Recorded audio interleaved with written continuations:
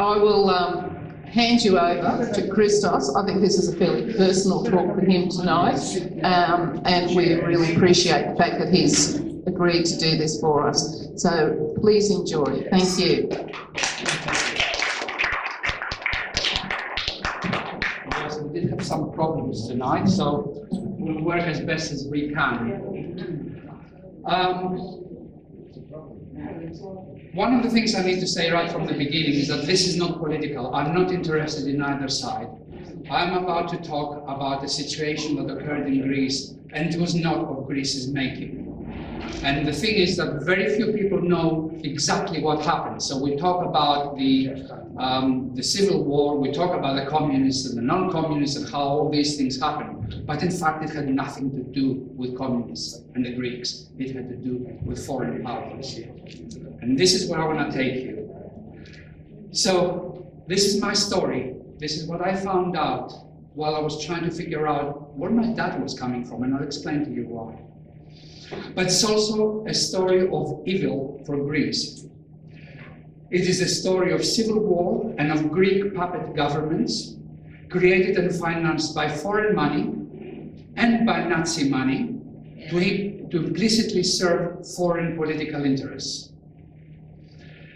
It is a time that left Greece weakened, its resources plundered, with brother fighting against brother, a time of fear, secrecy, rapes, torture, and wholesale murder that continued throughout my life, right up to 1972, when the junta fell. So it's a time that colored my whole childhood, making it impossible for me to go to university, leaving me with only one survival option, and that was to leave the country, where I was pursued by the colonel's junta, who took away my passport, threatened me with life imprisonment or imprisonment of no less than 2 years should they be able to get their hands on me. And I got these letters. This is also a story of a lifelong puzzle that I have only very recently come to understand. In fact, I understood quite a few things yesterday afternoon as I was finishing some things.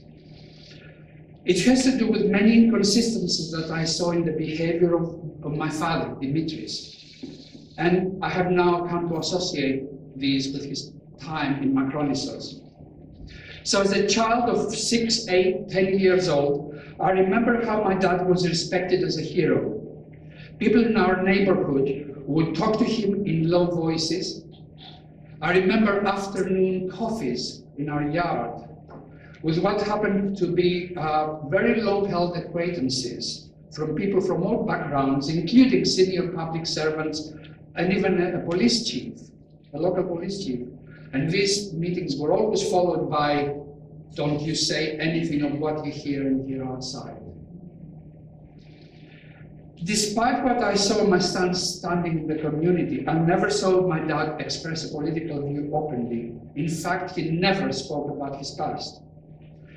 When I became involved in politics at the age of 14, you know how the apple falls, he expressed extreme worry and understanding, particularly after the police came calling for me. He was, however, instrumental in my leaving Greece at the age of 16 with 60 pounds in my pocket, 3 weeks before I would be forgiven to leave the country because of army commitments, and 9 months before the junta took control. So my dad was 57 when I was born. My mom was about 30 years younger than him. They were deep in love all the way. So my trying to understand what destroyed this man relies on early childhood memories of living with an old man who occasionally would express the marmot, a sigh, that would come with snippets of information about a past of painful memories.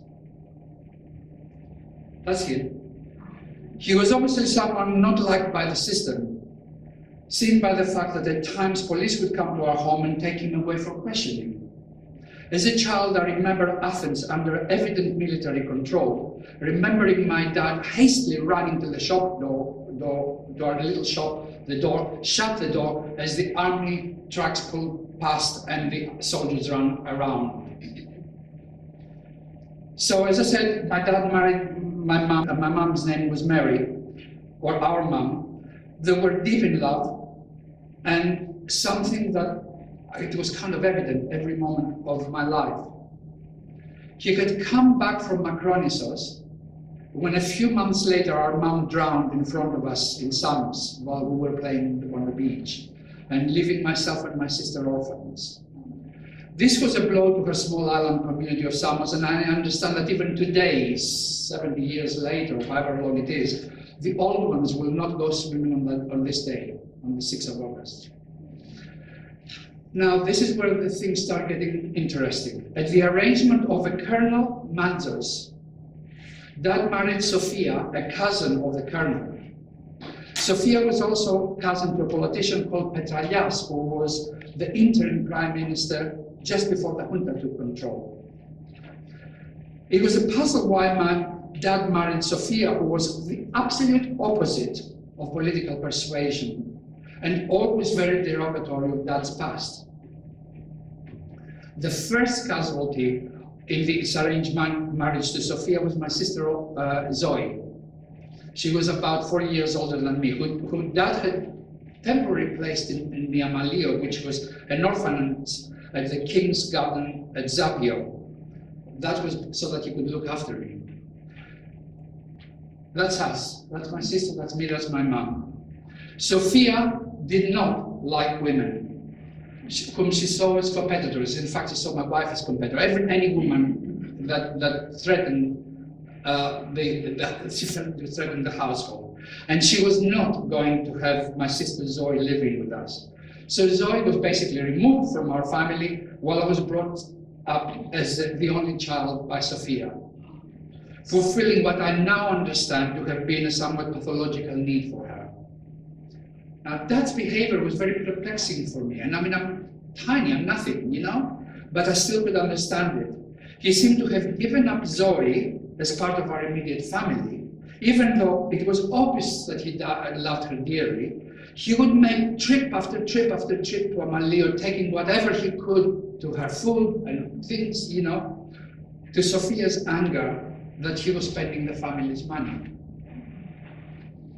So listening to me telling you about my father, it would be very easy for you to get the impression of a man of no motivation, no strength of will or character, a person who gave up too easily.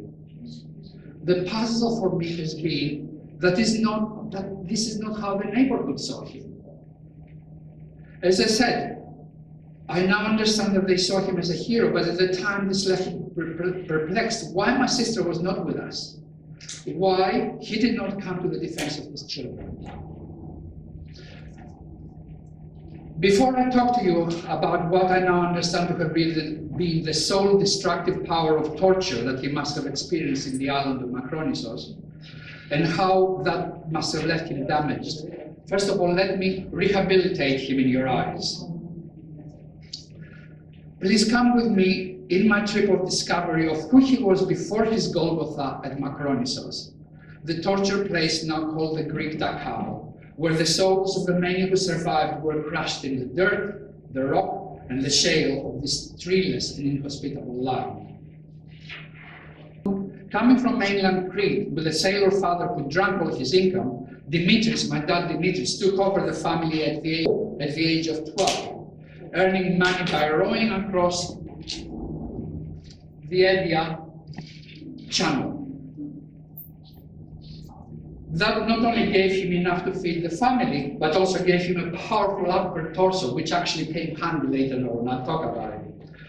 Born in 1897, he then enlisted in World War I. He lied about his age to enlist in World War I, where I think we understand that he was probably, he was taken prisoner to Yugoslavia, where I think this is where he became a Tito communist. And Tito communist was different to Stalin because Tito was more kind of socialist rather than the system that existed under Stalin. The next thing is that I grew up with two photographs. These are not the photographs, these are the boats, two photographs of boats. This is a three-mast and a two-mast. He made enough money to buy two of those. And he used them to run trade between North Africa and Greece. So he became relatively wealthy as a result, and his fortunes even survived the drunk grandfather who sank one of the boats, the two-master. The next event is around the 1940s. So he's coming home one night when he spots two robbers attacking a man. Athens is dark at the time, there is no electricity, mostly dirt roads, and robberies were not unusual. So here's this little man, he's about this high and like this wide. He plows in. The robbers are away. The man who was being attacked was, guess who? Carolus Fix. He and his brother were the inheritors of the Fix Beer Company. Now, Carolos's grandfather had also been murdered by robbers while he was going to Piraeus to pick up his son, who was coming at 20 years old, was coming over from Germany. So I think that it was history repeating itself that resulted in my father being appointed as Fix's financial officer by what I presume to have been a very grateful Carolus. Now, Dad had only 1 year in primary school, so he couldn't read. He learned how to read himself and how to write, and it was pretty difficult for him. But by God, he could go down a list of figures and be faster than a calculator. That's a trick he taught me. Okay? So, whether that was as a result of his job or not, I don't know. Now, I feel that employment with the Fix Company would have introduced Dad to a new social world of privilege, as this photograph shows, with him driving one of the earliest cars coming to Greece.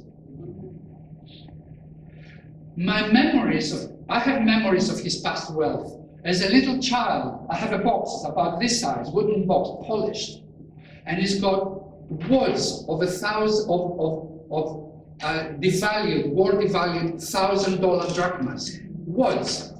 So what I do is I take the money, take a note, tie a cotton to it, a piece of cotton to it, put it on the other side of the road, and wait for the old man to come up, who see the money down, go to pick it up, and I pull it, and here they are, and all of us, all the little kids would laugh. So that's my experience of him. The other thing I remember about Dad is he was unable to stand one time, and he was complaining about the pains he was feeling in his back and his body. And this was a regular occurrence. And I found out that during the Nazi occupation of Athens, he was a member of the underground, hiding British and Anzac soldiers. And what happened is that the Germans figured it out. They came to the house, killed one of our relatives, one of our family, and took him with them. And they smacked him in the back of the head with a gun, with the back of the gun, and he was brought back home in a wheelbarrow. So what I'm trying to say to you is that here is a man who, by all accounts, was a leader, a warrior, courageous, a go-getter, one who fought in one war, underground in the other, respected by the community. But in my life, he had nothing but pain in his eyes. That's what I always saw. Pain stenarmon, sigh. So I'm going to take you to the next part now. This is the island of Makronissos. Here is Athens. It's translated as Long Island in English. It's about 25 miles south of Athens. It's oblong and about 13 kilometers, about 8 miles, and about 1.5 kilometer wide. It is one of the largest uninhabited islands in Greece.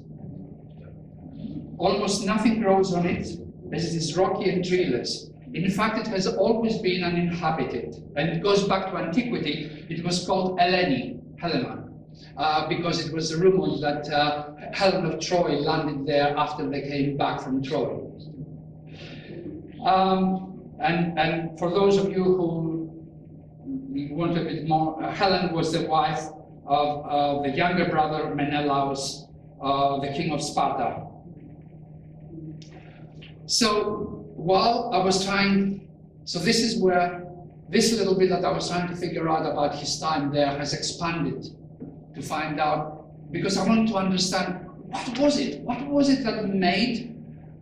I had been educated to the fact that there was war and then civil war and Greeks killed Greeks and everybody was violent and horrible and all sorts of crazy things happened. That's what I knew. But then as I started looking, I started asking questions. There are many photographs of the period where these Andartes, the people who fought the Nazis, are coming back to Athens. And it shows very clearly that they were welcomed by the people. They were hugged and there's a big celebration. So what happened? Why did everything turn so ugly? And are Greeks so ugly as to perpetrate murder and torture on each other? What I have found out and what I will present to you now is what the British Archives call Britain's dirty little secret. A secret where evidence now available tells us how the British interests engaged in wholesale war against the Greek people that included the British army and police in the street of Athens, killing Greeks. A war into which Truman was also brought in to help the British, and which was the first volley in the US Cold War against the Soviet Union. So I'll start with Truman. It was Truman and the US's pathological fear of communism that fueled by the McCarthy trials that gave the negative label communist to the Andartes, that is the Greek fighters. The McCarthy trials, for those who probably don't remember, It was a period in American history that saw Joseph McCarthy, Senator McCarthy, defending the character and reputation of many prominent artists and intellectuals for political reasons, accusing them of anti-Americanism through televised trials, indiscriminate publishing of unsubstantiated allegations and uncorroborated charges. Now, this is what the Greeks were not prepared to accept from a foreign power. The resistance against the German occupation started within weeks. It was also a national liberation movement against the return of the dictatorship of General Metaxas, who had ruled Greece from 1936, and against the return of the king who had supported him. Γιατί ο λαός μισούσε πάρα πολύ τη μεταξική δικτατορία. People hated the dictatorship of Metaxas and the king. Together they oppressed the Greek people. We didn't want in any way to go back to the same tyrannical regime, which was supported from abroad after the liberation. That regime was hated by all Greeks. The Greek dictator, General Metaxas, had intended that his regime should revive the glories of the Greek past. But there had been disturbingly fascist overtones. Political opposition had been crushed, opponents interned, and civil liberties denied. You notice the priests, they come up again. This is what the British wanted. By now, Hellas was a widespread resistance movement, and in grim conditions was tying down large numbers of German units. It was at this time that British plans for post-war Greece began to clash with those of Eam Hellas, and the seeds of the Greek Civil War were sown. The Foreign Office view of the Hellas guerrillas was that they were the military arm of a communist front organization, EAM. As such, they were primarily interested in establishing themselves in such a way as to be able to seize power when the Germans withdrew. The main problem was that we had an interest, a long-standing interest in Greece as part of the Mediterranean, with our lines of communication through to India, Suez Canal, Egypt. We did not want to see Greece handed on a platter to Joe Stalin along with the rest of the Balkans. Οι Άγγλοι από την πρώτη στιγμή τους εδείξανε εχθρική. Eam's goal was to make Greece independent, free from all ties. Έβαζε σαν σκοπό του την εθνική ανεξαρτησία, την απαλλαγή από κάθε δέσμευση. We knew from the start that the British wanted to keep Greece within their sphere of influence in the Mediterranean, for their own political ends. Eam was opposed to this, and so the British were against us from the start.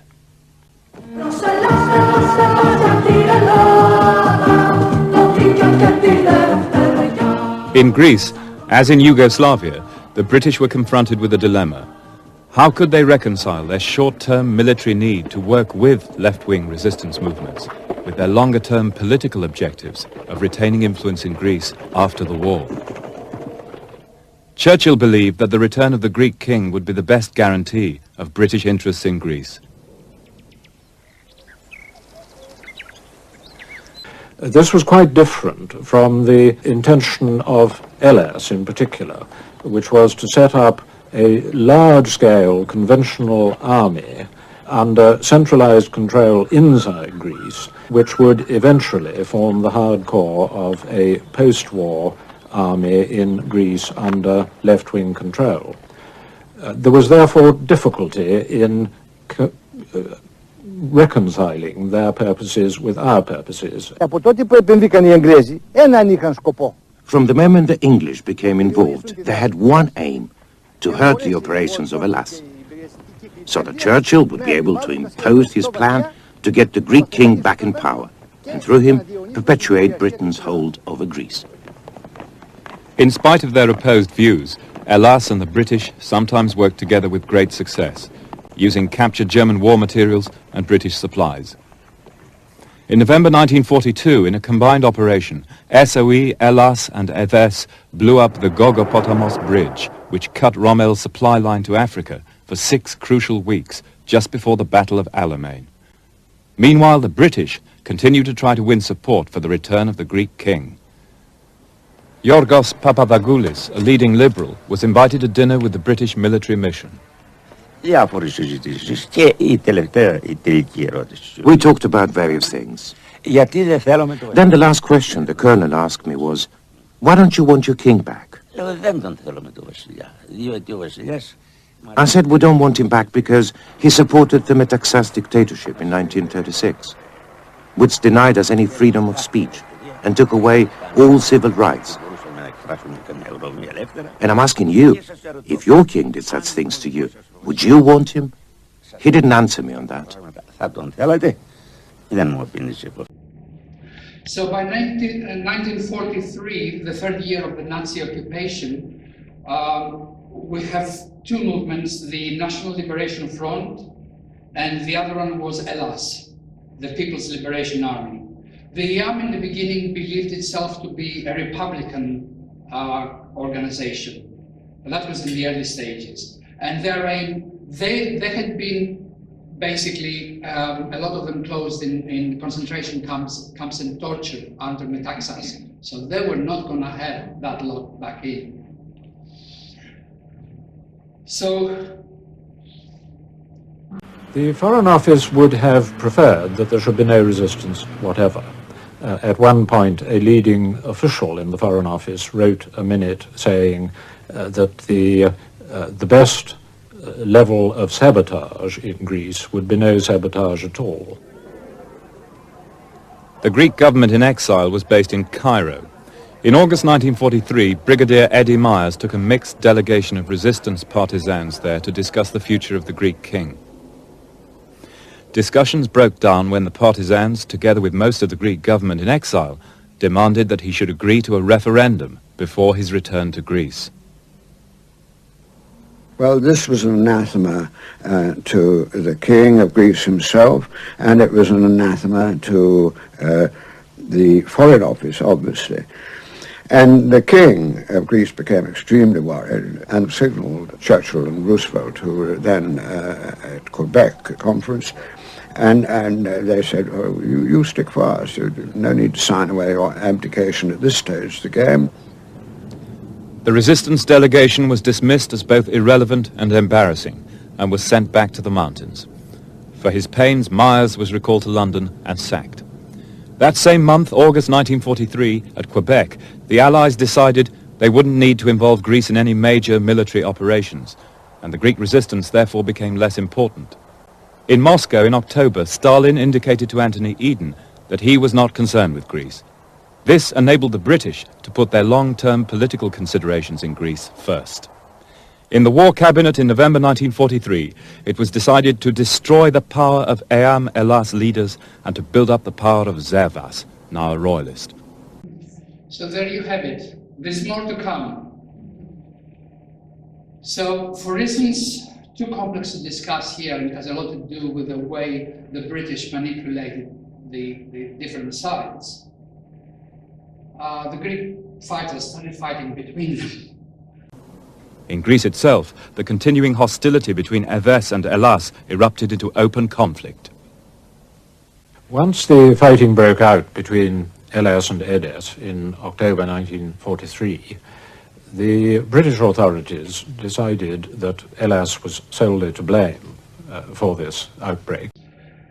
So in my findings, I'm really convinced, and I hope to prove it, that the Civil War had nothing to do with containing communists. It had to do with what the British wanted. That was the king and the puppet government, but the Greeks did not. British interference in Greece's affairs even incensed the Greek troops fighting in the British Middle East, miles away from from the events in Greece. So surely not everyone in Greece was a communist. In April 1944, Greek troops in the British army in Egypt mutinied in support of this provisional government. Churchill instructed the British commander to put down the mutiny.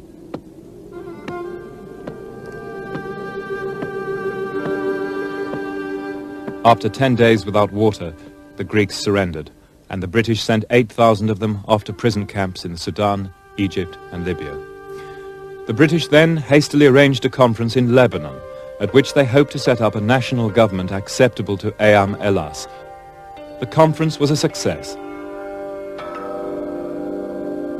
The British nominated the Liberal politician George Papandreou to be Prime Minister, and the delegation from the provisional government in the mountains agreed to a coalition government under him, in which they would have 6 out of 24 seats. The British were very optimistic, but in Greece the news was greeted with dismay by the Elas partisans, who now controlled 4/5 of their country. As you can see, everything is now in a mess. We have various competing groups in Greece, a government in exile without any support in Greece, and a range of international interests that want to control Greece through a puppet government and a king. For the major powers, and particularly the British, it was time to divide and rule. Although the conference was judged a success, the British were still worried about the extent of Eam Elas's power. In August, Churchill wrote, "It is most desirable to strike out of the blue without any preliminary crises. It is the best way to forestall Eam." In October 1944, he went to Moscow to firm up Allied plans for post-war Europe. With Stalin, he made what became known as the Percentage Agreement, giving Britain 90% influence in Greece in exchange for the Soviet Union having 90% influence in Romania. In good humor, Churchill told Stalin, "It's a pity God didn't seek our opinion when he built the world." To which Stalin replied, "This was God's first mistake." What arrogance, eh? To consider themselves equal to God in power, in how they were going to deal with my country. Following the Nazi withdrawal, the British fighting forces were welcomed as liberators. There are numerous accounts of British soldiers saying how they were hard-kissed and carried on people's shoulders as they paraded through Athens. This did not last for long. But within 6 weeks, the British were in armed combat with Elas and its reservists in Athens. It had been agreed that a new Greek army would be formed, and the argument was over who was going to be in it. For the British, the question was how to disarm Elas. And for Elas, it was how to retain its military power on at least an equal footing with the royalist Greek troops then returning from Italy. So, the Nazi interests that were opposing the Eam began to set up right-wing militias, expecting the British to take control. That was the people that were descending from the time of Metaxar. The Eam responded by announcing a general strike where 200,000 demonstrators came. Σκοπό είχαν με αυτές τις δυνάμεις του σταγματασφαλίτης. The British and the Greek governments, along with the royalist troops, wanted to restore the old order in Greece. Τους Εγγλέζους που είχαν έρθει ακόμα από τον Οκτώβρη στην Αθήνα να επαναφέρουν την παλιά τάξη πραγμάτων, να ξαναθρονιάσουν το βασιλιά ξανά στην εξουσία. They wanted the king back on his throne because he was the best guarantee of British interest in Greece, political, economic and strategic. Των οικονομικών και των στρατηγικών των Εγγλέζων στην Ελλάδα.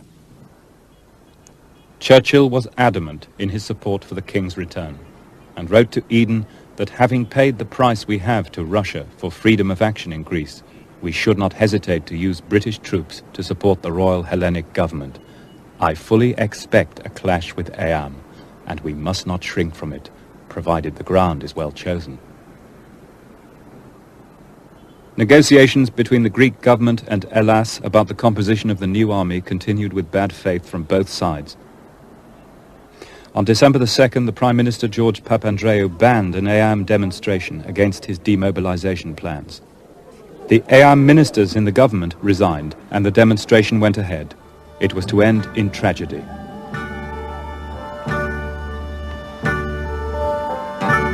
At about 2 minutes past 11, the police suddenly opened fire on them. And they killed 11 or 12 people altogether. There was a man called Frank Puttenham, who was a British policeman, whose job it was to help to train the new Greek police forces being set up, who went along in front of the police and kicked their guns up to stop them firing at the crowd. They were not firing over the heads of the crowd, they were firing into the crowd. And suddenly, as we were in Constitution Square, we heard for a moment the machine guns and the first dead. I ran to take photographs, but I didn't know what was happening. I mean, who were these people killed and by whom? What was happening? Later, within seconds, people gathered and knelt and started to sing the funeral march with fists high up in the air.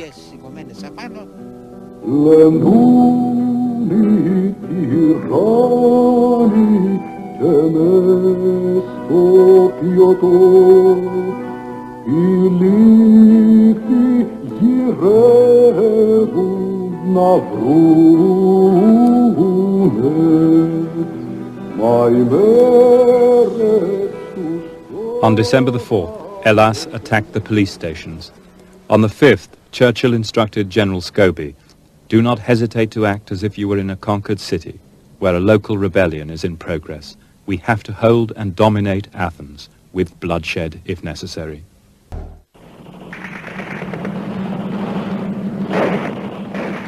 The following day, the British came in on the side of the Greek government.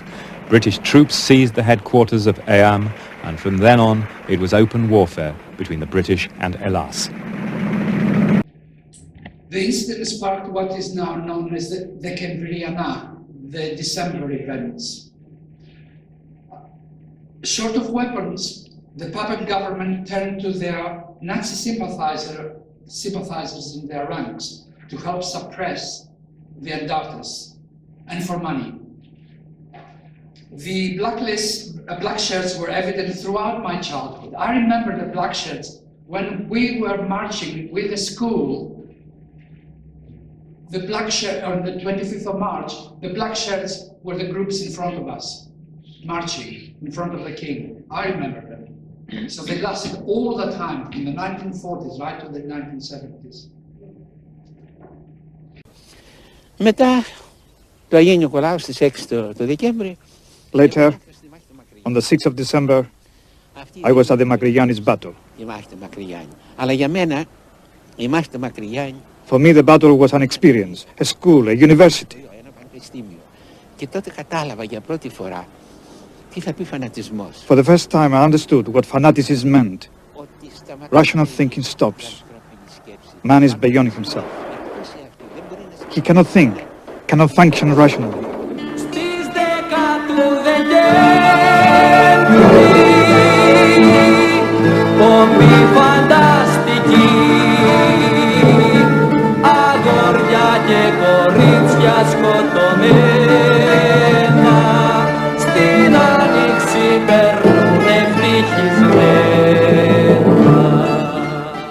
In the next few weeks, over 4,000 civilians were to die.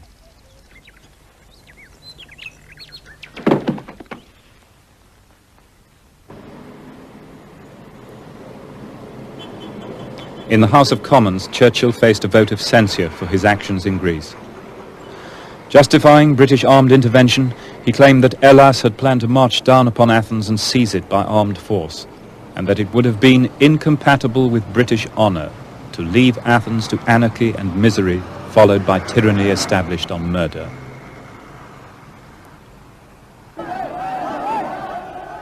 While the arguments went on in London, the battle for Athens continued. The bulk of Hellas was in northern Greece, fighting the royalist Zervas, who had to be rescued by the British and evacuated to Corfu. There were only 3 Hellas units in Athens. A week into the battle, the communist leadership was still undecided about what action to take, and stopped short of ordering all-out attack against the British troops. Nevertheless, 25,000 reinforcements were sent in, and by December the 15th, the British had more than 50,000 troops in Athens. In Italy, or in any other theatre of war, if you saw a German, you shot at him. I mean, you did your best to kill him, and if he saw you, he did his best to kill you. In Greece, we were a bit ambiguous about this, and so were they, I'm glad to say, as it turned out. Well, I thought we'd come to liberate the Greeks, but within what seemed to be a short space of time, we were actually killing them.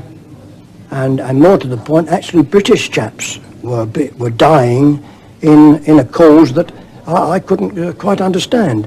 I think what most of us felt was that we didn't like the idea of fighting against people who were on our side. It wasn't what we'd enlisted for. We would do anything we were told to do, but it wasn't a welcome idea. The Greeks were on our side. They'd fought beside us in Italy. So, short of money after the war, the British turned to Truman. Truman was an easy target, as he had become convinced that Greece would fall into communism, allowing socialist influence to grow in the Mediterranean. Truman, in turn, convinced the Republicans in a speech in the joint session of Congress to approve $400 million of military assistance to Greece and Turkey. That's a lot of money. That's a lot of money. This is a turning point for the US history and its huge weapons manufacturing industry, which was worried because it was seeing at the end of its profits coming with the end of the war. So they dreamed something up that many of you may remember. It was called the domino theory. That is that they scared the American public basically into believing that socialism in one country would influence others to fall into socialism, just like a load of dominoes, okay? That is the first step. With that money, the US gave Greece airplanes and napalm to use against the Antarctic fighters in the mountain in the north. That's the first time napalm is ever used. For those of you who may not know, napalm was very close to Agent Orange, and it came to the world's attention after being used excessively in Korea and later in Vietnam during the Cold War years. Some of you may remember the photo of the little girl running out into the street burning. That's it. In fact, for those of you who want to know more, there's a Greek movie called Heart and Soul, and subtitle uses the story of two brothers in opposite camps to talk about this. So we now have a situation of unrest. My dad tells me that they broke into his theater, because Dad had actually also opened the theater because he was interested in the arts, destroyed it and came to the house to take him away, leaving our mom with two young children, and 6 guineas to last her the time that he was away. So, who were they?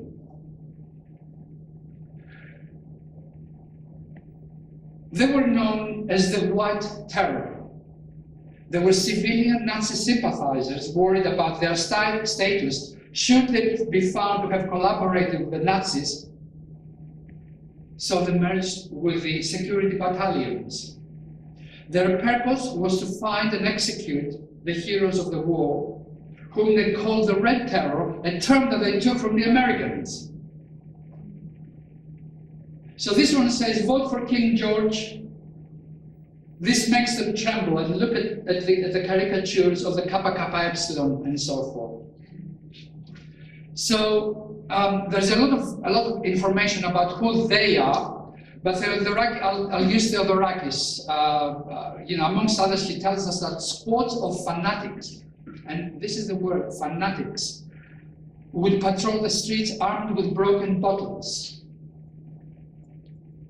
Greeks gave a bloody bloody nose to the Axis and kept them at bay for 6 months, delaying Hitler's attack in the Soviet Union, which trapped Hitler's forces in the snow, yet again impacting on the war. They were successful because they fought as one. There were no fanatics. When these fanatics found what they considered to be a communist, they would attack, stop, cut, and kill. Theodorakis also tells us that as many as 3,000 rapes and over 1,000 dead. Other sources make that 5,000 and so I didn't want to go into that. Those who survived those massacres were taken to exile camps. They also attacked the Antarctic sympathizers, anybody who gave them any help. This is a security battalion member with a man executed for aiding the resistance. So here we come to the Makronissos. Many reports, including Theodorakis' own testimony, tells us that prisoners were separated into 3 groups, according to how ideologically committed the captors felt they were. Alpha battalion, beta battalion, Vita battalion, Gamma battalion. The Alpha were prisoners who could be trusted, who could be turned, and could be coerced, and I'll talk to you about how they were coerced, to go to the mountains and fight against their comrades, or to become torturers in Makronisos. Beta were so-and-so. They probably would not be convinced to fight, so they would be allocated to army support areas, and when there were executions, they were the ones that were called to do the executions. The idea was that if you killed someone, you're done for life. You never come back. Gamma were considered the most ideologically dangerous. There was no mercy to be shown to them. And I'll give you a little bit of the camp housed a detention area housing army communists, a civilian area, and women's detention area with about 1,200 women and about 300 children and babies. The estimate for the total amount of prisoners throughout the period varies from 30,000 to 100,000. Well-known Greeks like the actor Yiannis Ritsos, the later member of the Greek parliament Leonidas Kirkos, the respected Greek veteran of resistance against Axis, Apostolos Santos, and the great Mikis Theodorakis were part of that group. I don't know how many other connections there are in our family.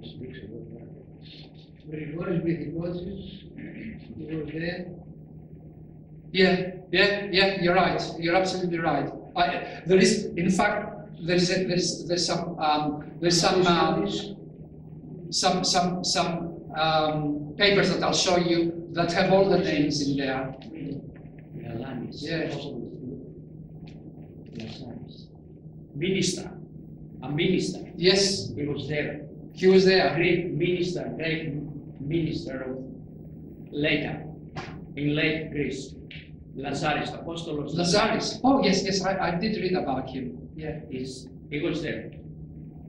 Just about everybody. So I want to go back to what I said earlier on. It couldn't have been the whole of Greece that was communist. There's something else that happened here. Not the story that we have been fed over the years. So let me move to the next stage. Every one of these sections, I can take a whole hour to just talk to you about those sessions. I've just tried to cut them down. So having taken him from Athens, they brought him down from Athens, they would have brought him down to Lavrio, and Ritsos writes quite a lot about that train ride from Athens to Lavrio, which is about half a day or something. And then they would take him across on a small boat. All right? Now, I have been, as I said, I have loads of statements So there are a lot of testimonies from that period, loads. So I will read you from one of those a little bit, what it means to arrive there. One afternoon we arrived there in Makronissos. We saw lined up the alphametists of the guards, with clubs in their hands. As soon as the barcas, the boats, came to land, the torturers fell on us, hitting us and throwing us into the sea. This is an alphametis. To reach the place where we would all come together, you had to pass an uphill area on the sides of which they stood and they would hit you at every step. When finally we came to the top, we were separated. From our 120, 40 agreed to denounce their views and ideals, and I'll talk about what denouncing meant. The 80 of us, they cut our hair, and after the inspection of Administrator Souk, please remember the name, British name, they started beating us and in groups pushing us towards the left cage. From the last ones who were behind were Tatakis. Look, he talks about the names of the people that were with him. They were sitting down, they were being beaten up. They were then separated and taken to the seagull's nest. The seagull's nest is right up at the top of the hill, and it's where the big torture happens. Further down, he talks about how they came and they took him, and they took him out, they beat him all the way, they took him out to a place of executions, and they stood him up and they did mock executions. And finally they beat him to unconsciousness and they transferred him to the cage. Μας υποδέχτηκαν στην ακρογιαλιά του πρώτου τάγματος. Παρατάχθηκαν οι αλφαμίδες στη σειρά. Ο ιερέας του τάγματος μας εδήλωσε με ένα σύντομο λογίδριο ότι κακώς κάποιοι ισχυρίζονται ότι η Μακρόνησος είναι το Dachau της Ελλάδος. Η Μακρόνησος δεν είναι το Dachau της Ελλάδος για όσους παραμένουν Έλληνες. Και εννοείται. Μετά ακολούθησε, υπήρχε μια σύντομη ομιλία του Βασιλόπουλου και ακολούθησε τον τούτο των αλφαμητών. Ένα ξέφρενο κυνήγι πάνω στα βράχια της ακρογιαλιάς, με ξυλοδαρμούς, με χτυπήματα, Δηλαδή ένα κυνήγι, μόνο με κυνήγι αγρίων ζώων, δηλαδή κάποια φορά που βλέπουμε σαν σαφάρι και τα λοιπά, μπορεί να τυλίγει αυτό το πράγμα. Ένα κανονικό μακελιό. Το αποτέλεσμα ήταν 8 νεκροί,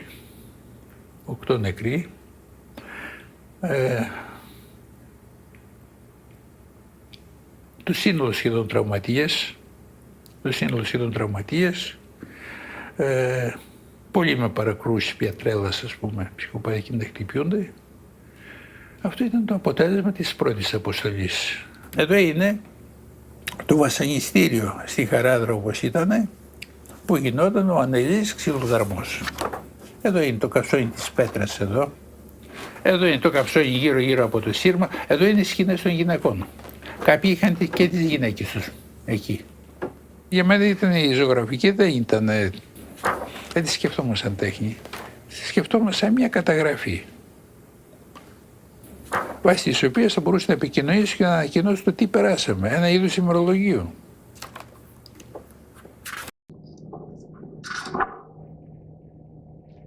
Torture in tandem with propaganda was a vital element in the rehabilitation of the detainees. The torture aimed to break the spirit of the soldiers and civilians so they would sign a repentance declaration. That was a statement in which they disavowed their political ideas and embraced the ideas of ethnic authority or national conviction. Once rehabilitated, they themselves would become agents for disciplining and punishing their fellow detainees. And there are some issues here. This is exactly what came out of the Metaxas copybook, songbook, and this is what the Greeks did not want. Alekos did all these drawings, and each one of those drawings is actually an event. Torture was not limited to exiled men. Many of the underage children in the camp are reported to have been raped. Many Makronissos prisoners were disabled and became disabled or were disabled, and some went crazy. On August 19th, 1949, a whole group of people committed group suicide to escape the torture. The torturers were military officers, military police, and the A2 Bureau, and then the repentance from the Beta Battalion. Torture was done openly. It wasn't done in rooms. It was done openly out in the open, in front of other soldiers or political exiles, so that the sight of these relentless beatings would terrorize prisoners to sign a declaration of repentance. They used billy clubs, crowbars, whips, and steel wire to beat the prisoners, drag them along the ground, and kick them in the torso, legs, and head until they tired or the detainees fell unconscious. Between February 29, 1948 and March 1, this is what happened. There's a whole battalion, the Sappers Battalion, who they decided that they're communists, they were communists, and they brought them in, the whole battalion. So they're being marched past where there's torture happening, and the soldiers jeer at the torturers. The next day, they bring the whole battalion in an open area.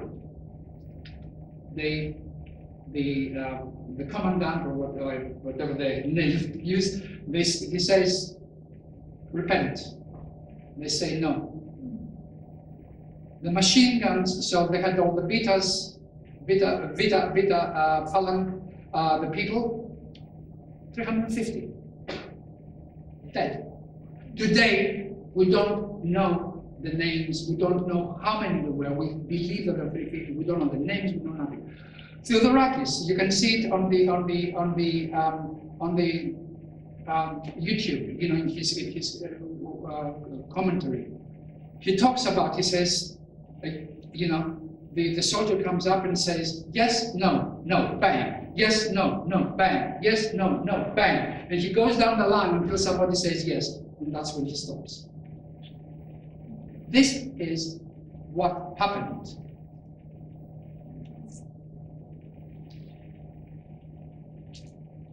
So, physical torture took many forms, and depending on the torturer's temperament and how much the prisoner would endure.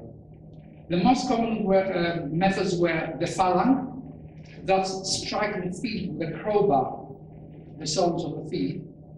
The aeroplanaki, that's being forced to stand like this, with cross-legged and your arms out for hours, and beaten if you fall. The pelargos, or stork, again, but like that. Throwing prisoners fully dressed off the rocky shore into the sea and preventing them from getting out. And the strapado, hanging prisoners like that with their feet just touching the ground.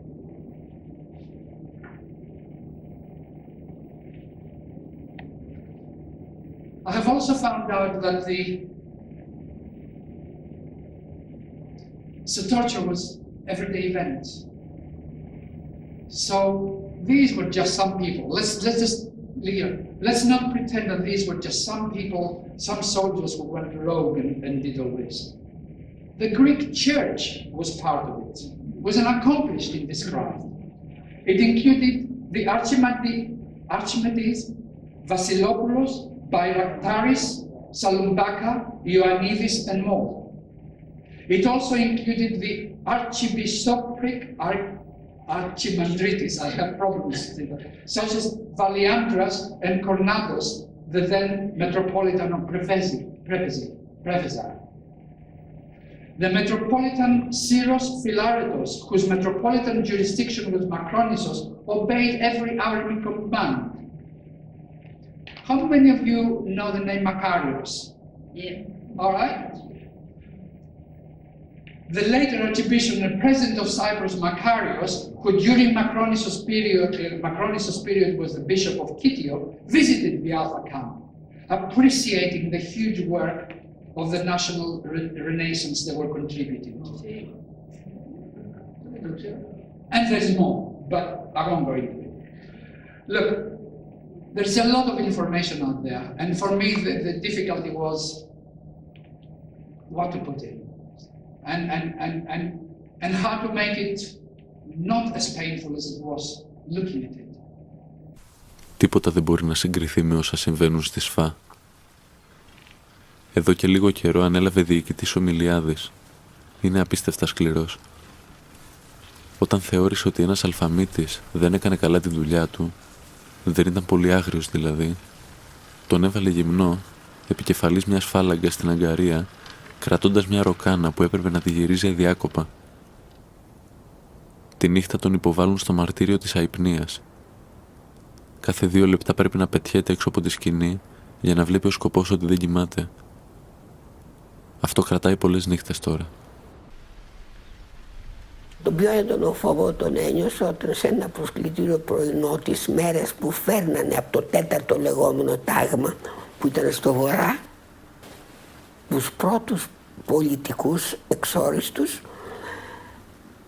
και που ξέραν, γιατί μας είχαν αναγγείλει από τα μεγάφωνα ότι θα γίνει το μακελιό και όποιος δεν υπογράψει, και να πάτε όποιον βλέπετε γνωστό ή άγνωστο του λέτε υπόγραψε γιατί αυτό. Βγήκα από τη γραμμή και είπα ότι εγώ αρνιάμαι να πάω, από φόβο αργήθηκα. Και είπα και την αιτιολογία ότι δεν έχω ούτε την ψυχική δύναμη να αντέξω αυτά που γίνονται, ούτε τη ρόμπη, τη σωματική και τη διάθεση να συμμετέχω ώστε να μην τρελαθώ. Και τρελάθηκα, έπαθα μια κρίση εκεί. Με πήγε ο Κούδρος μάλιστα σηκωτό, γιατί και γίγαντας ο Νίκος, στο αναρωτήριο απάνω, και έχω κάποιες σκοτεινές μέρες που δεν θυμάμαι, δηλαδή έκανα αυτή τη φυγή από την πραγματικότητα. Δεν έλαβες γράμμα μου, γιατί εδώ και 1 μήνα με έχουνε στη ΣΦΑ. Στρατιωτικές φυλακές σημαίνει αυτό. Όσοι δεν υπογράφουμε, είμαστε στην απομόνωση. Μέσα στο σύρμα, στο δεξιό κλωβό. Εδώ έχει και τους πολιτικούς κρατούμενους. Είναι εδώ ο Γιάννης ο Ρίτσος, ο ποιητής, και ο Μάνος Κατράκης, ο ηθοποιός. Αυτός εδώ πέρα είναι ο Νίκος ο Μαλίκης. Επειδή βγήκε ξενόγλους φοιτητής, ξενόγλους από την δράμα, όταν ήρθαν κάποιοι δημοσιογράφοι, κατά λάθος πήραν το μονοπάτι και ανεβήκαν στο χέρμα μας. Βγήκαμε και τους μιλήσαμε. Τους μίλησε ο Κορνάρος και ο Νίκος έκανε τις μεταφράσεις. Ύστερα από 2 μέρες το καλούν, το παίρνουν. Το πάνε στρατοδικείο, το δικάζουν και την εκτελούν. Τα παραγγέλματα από τα μικρόφωνα λέγανε καθοδόν, καθοδόν, καθοδόν, καθοδόν. Καθοδόν είναι σε χτυπάνε.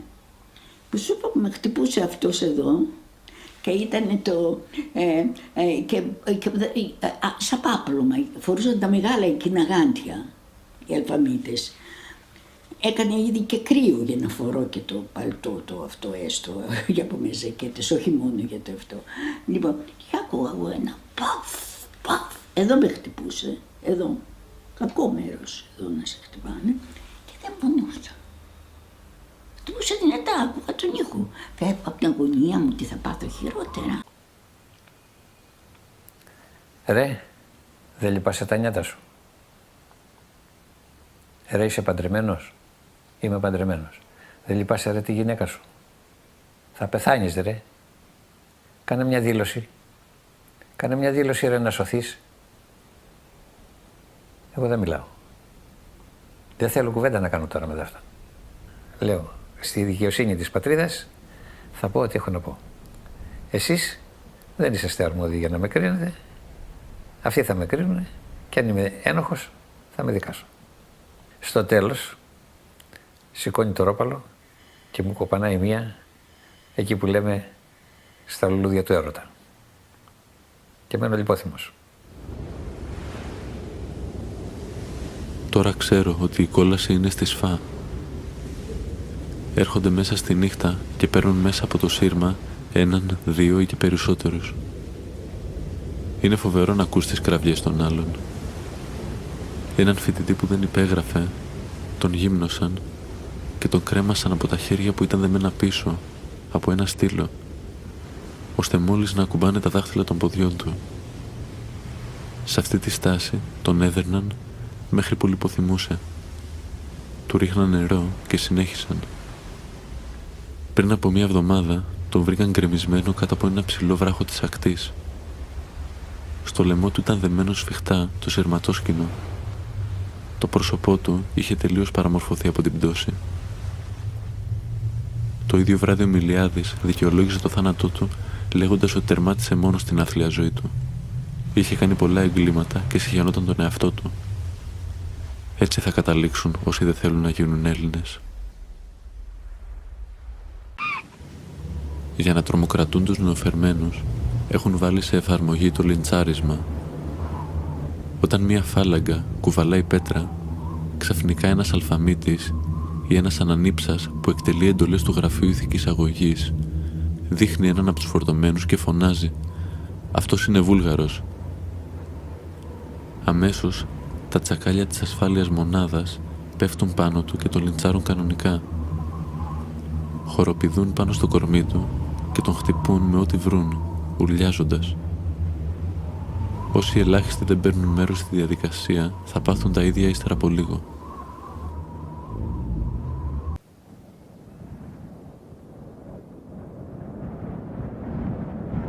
Πολλοί δεν έχουν το κουράγιο να αρνηθούν τις επιστολές ή τις ομιλίες. Αρχίζει ύστερα η πάλη με τον εαυτό τους, ώσπου να γράψουν το κείμενο που τους ζητάνε. Προσπαθούν να γίνουν λιγότερο γελοί. Οι άλλοι όμως το επιστρέφουν. Ξαναγράφουν και προσθέτουν μερικές βρισχές, αυτοκατηγορίες και κατάρες. Τότε το κείμενο γίνεται δεκτό και το στέλνουν να διαβαστεί στην ενορία της περιοχής που κατοικούν. Το τυχοκολλάνε στο μπακάλι της γειτονιάς. Σύντομα αυτοί που το γράφουν γίνονται ράκια ανθρώπινα. Άλλοι πέφτουν στη θάλασσα, άλλοι κόβουν τις φλέβες τους ή φτάνουν στην παραφροσύνη. Ο στρατιώτης Πάνος Τερζόπουλος από την Κατερίνη είχε μετά τη δήλωση και τις επιστολές υποχρεωθεί να κάνει και μια ομιλία. Ύστερα από αφάνταστες πιέσεις την έγραψε, αλλά πάνω σε μια κρίση μελαγχολίας τρελάθηκε κυριολεκτικά και κρατώντας στα χέρια του το χειρόγραφο γύριζε μέσα στο λόχο και δείχνοντας το ψηλά φώναζε διαρκώς «Τα 30 αργύρια, τα 30 αργύρια».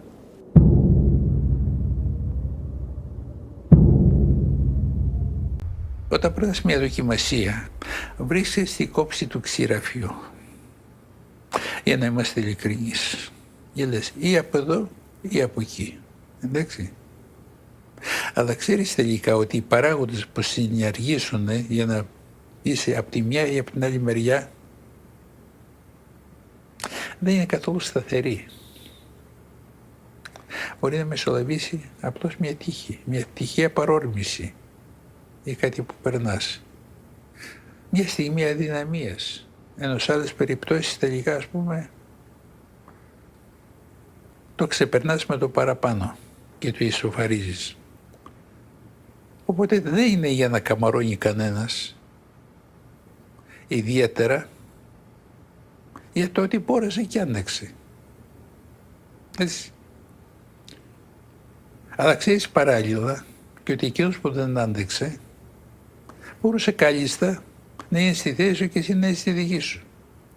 Το ίδιο ισχύει και τους βασανιστές. Πολλοί από αυτούς ήταν παλιοί συγκρατούμενοι μας. Οι σκηνές από μόνος ήταν ένα τρελάδικο.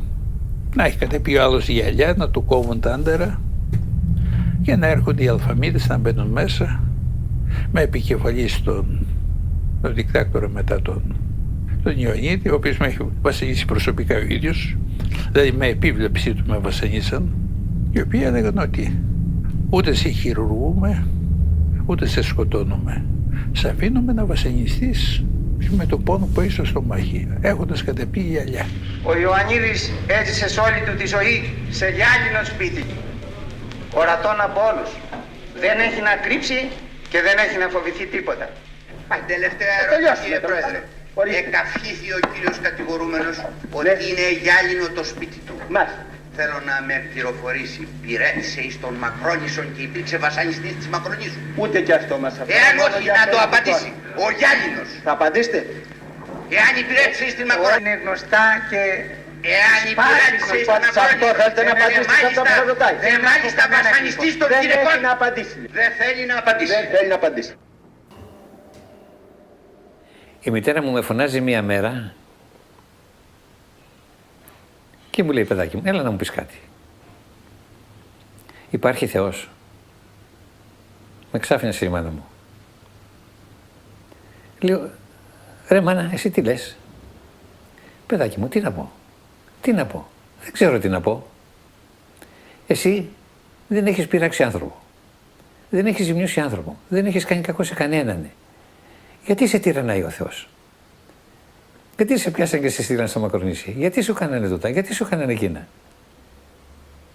Και δεν απαντάω στη μάνα μου αν υπάρχει Θεός ή δεν υπάρχει. I would like to thank you for your time. I know it would have been hard for you. I know it was hard for me. And it's not nice to be seeing this horror. I would like to finish. Colleen has offered to read a poem by Yiannis Ritsos, who was in Makronisos. And thank you very much.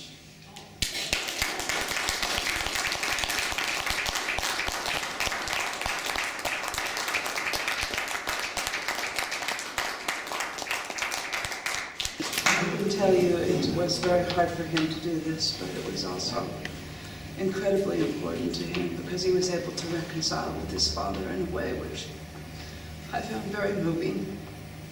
So I'm glad of that. Alpha, Beta, Gamma. 3 large letters written in whitewash along the spine of Makronissos.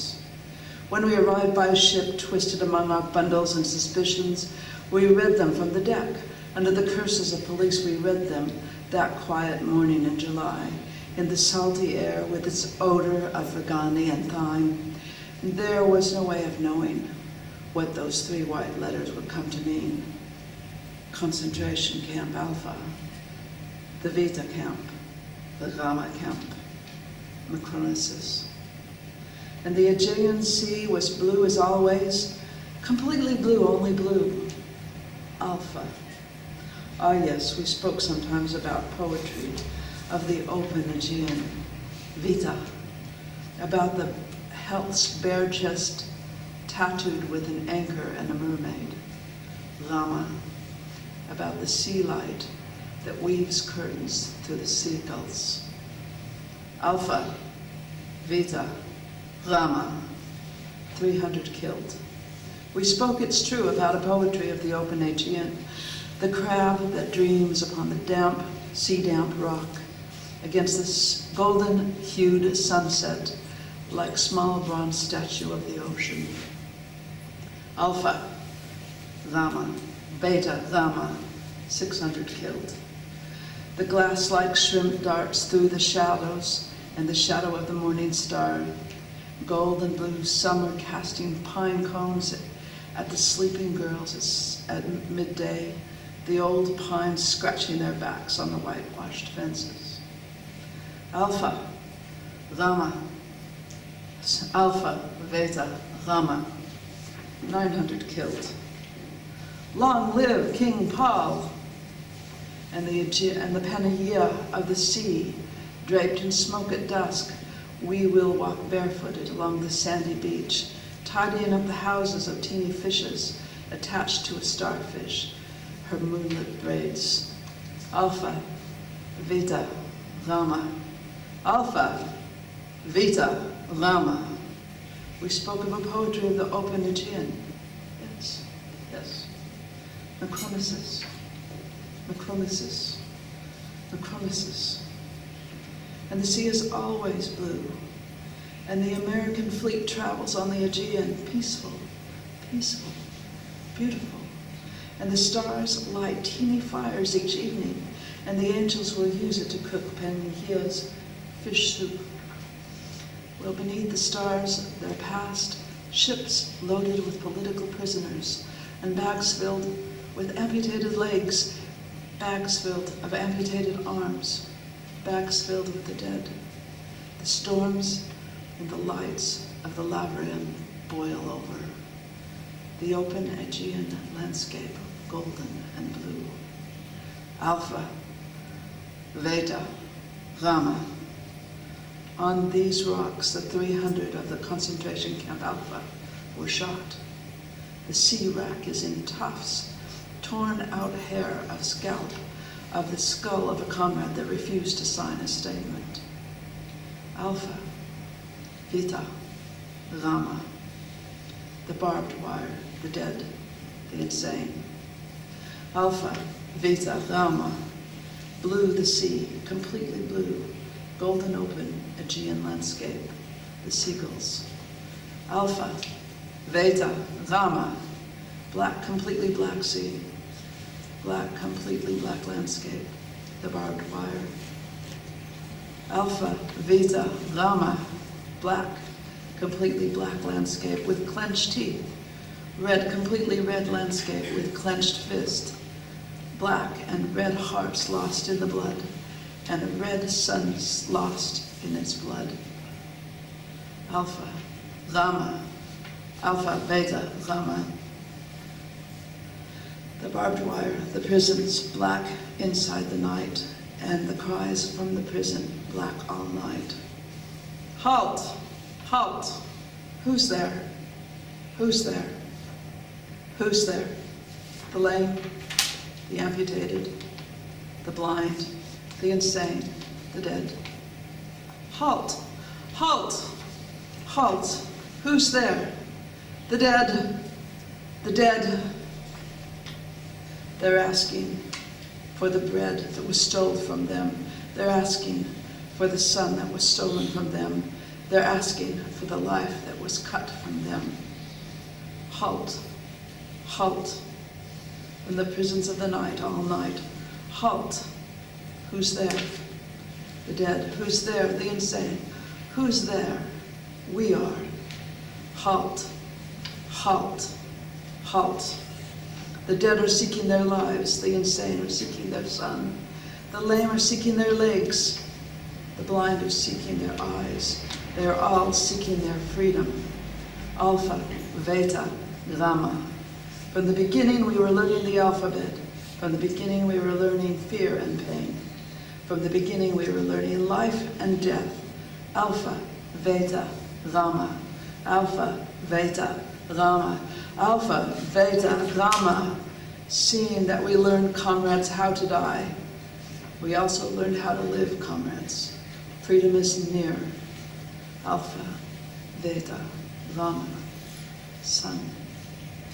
Alpha, Beta, Gamma. Freedom. Alpha, Beta, Gamma. Alpha, Beta.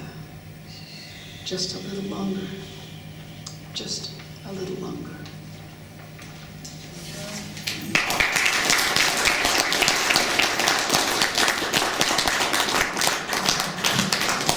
What was 19